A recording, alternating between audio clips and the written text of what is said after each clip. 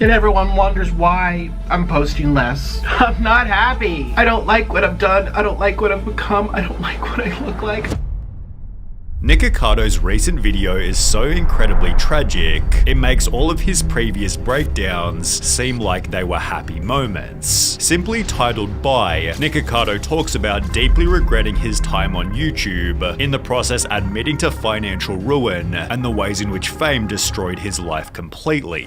The 41-minute video begins on terrible footing, as after only 24 seconds, Nick's already almost on the verge of tears. Just gonna tell you right off the bat, I'm on the edge of a breakdown. Most likely by the end of this video, I'm gonna be flipping out. The reason for this is quickly revealed. Nick had begun to realize YouTube was actually a terrible choice. My life was going great until I decided to do this YouTube life. And I'm sitting here thinking, I have thrown away the best years of my life. Admitting he never would have started if given a second chance. I wish I could turn back the clock. I wish I could go back in time. I wish I would never have done YouTube.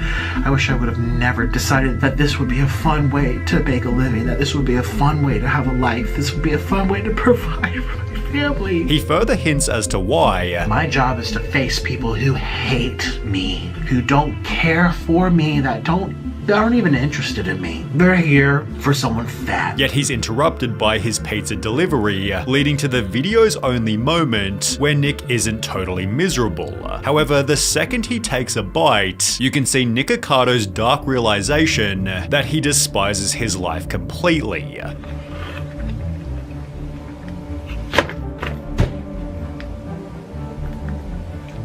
I don't like this! I don't like this channel. I don't like what I'm doing with my life. I had goals, I had dreams, and I threw it all away to eat food. Nick hating his job isn't unexpected, but his claim about money is a little more surprising. The irony is I've barely made any money for the past 2-3 years. Across Nick Ocato's 5 biggest channels, he's done 1.85 billion views total, which by applying a conservative ad rate of $3 per 1,000 views means he's made $5.5 million from YouTube ads alone. He also charges $500 per cameo and has over 1,000 reviews, meaning if you include maybe another 1,000 people who didn't review, he's also likely made over $1 million from this. Then Nick also has a Patreon and his iconic line of merch, which when combined with everything else, could mean total career earnings of almost 10 million. So how could it be possible he didn't make much money?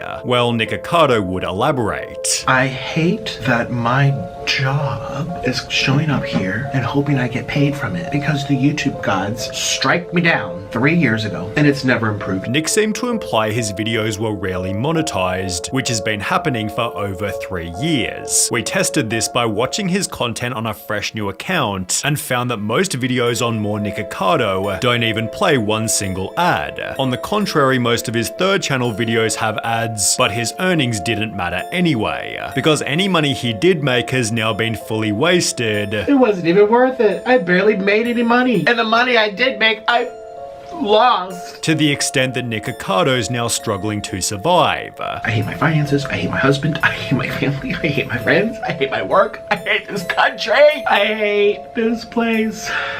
To pay so much just to survive. As a result, he begins to consider even moving to a different country. I'm literally about to move to Indonesia. I have a friend there right now, and do you know how much she paid for her dinner? $2.24. Which Nick has actually done before, having spent 3 years living in South America. He acknowledges the easier solution would have simply been to make a different type of content. And I knew if I would have done something more age appropriate or more whatever, friendly. What was this all for? I don't even like this. Or more tragically, stick with his previous love of playing violin. I felt like I had purpose to create beautiful music, to inspire people, to give people hope when they're going through horrible shit. It seems Nick Ocato's mukbangs have destroyed his previous talent. I used to play the violin and my fingers got too fat, they get stuck in the strings, they go boonk. And then I can't play anymore. Missing violin as an art form that actually impacted people's lives. All it takes is one person to come to a concert or a show and you change their life. because you inspire them to do something similar or to go into the arts or something. And I'm sitting here eating food. In Oompaville's It's Your Fault, Nick Ocado further added, I was very good. I got a full ride scholarship to my school. Could you Juilliard shred? school. Have you known about it? I went to the Juilliard for 2 years. I don't know what that is. with Juilliard being the world's most prestigious music school. A user on Reddit found Nick's full list of violin achievements, of which there were certainly many, and it therefore makes sense that he was good enough to teach. Have you ever had a job? Yeah, many. Violin lessons. I used to play at weddings. A YouTuber named Violin Mechanic also watched all of Nick's violin videos, concluding he was near professional, Right from the bat, I can tell that this guy plays fantastically in tune. and it seemed this respect from other people was what Nick missed more than anything else. When I would finish my shows, I would sign autographs. People would wait in a line to take photos of me, which I think some people would now, but it's for a different reason. It's not because I just inspired them. It's because I am a fat, funny meme. By playing on the street, Nick attracted massive crowds, but as he sits there thinking for over 20 seconds, he realizes what he truly misses is the respect he had for himself. And I had a sense of pride, a sense of honor, a sense of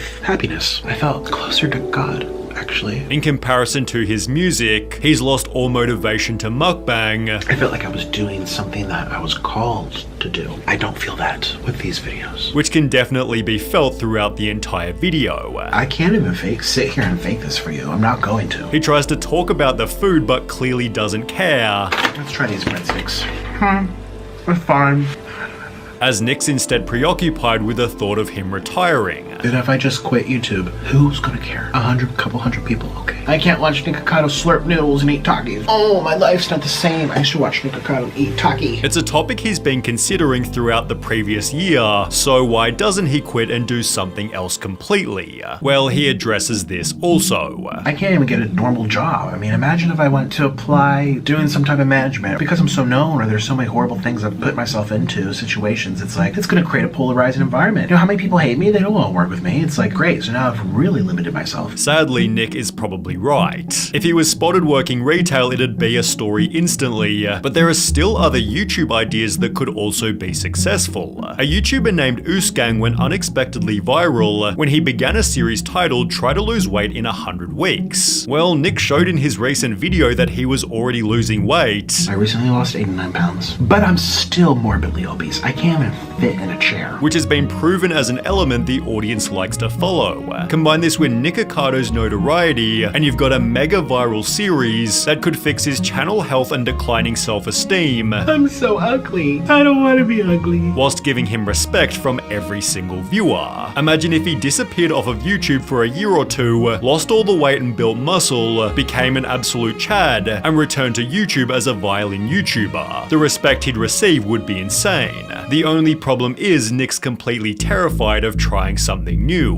The worst part is I have an escape route, and I'm so afraid to take it. At this point, however, is there even another alternative? I'm halfway through life. I don't want to spend the next half being like this. Even Nick himself admitted he can't keep doing mukbangs, You can't keep betting on the dying horse. You just can't. And in my stupid mind, it's like, it will change, it'll get better. Oh, if I pump out more content, I'm not liked. I'm just not liked, and that's the fact, and it hurts. and I doubt Nick's as disliked as he clearly thinks. There are loads of different people who appreciate the meme, while his series he made with Oompaville helped restore his reputation. The honesty in his recent video also makes him much more likable, especially in the segments where he takes responsibility. But it's nothing to do with you, really.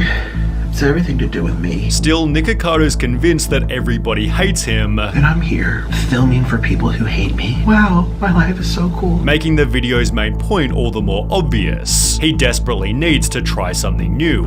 It's like a dead relationship. You're clinging to something dead. Stop living in the past.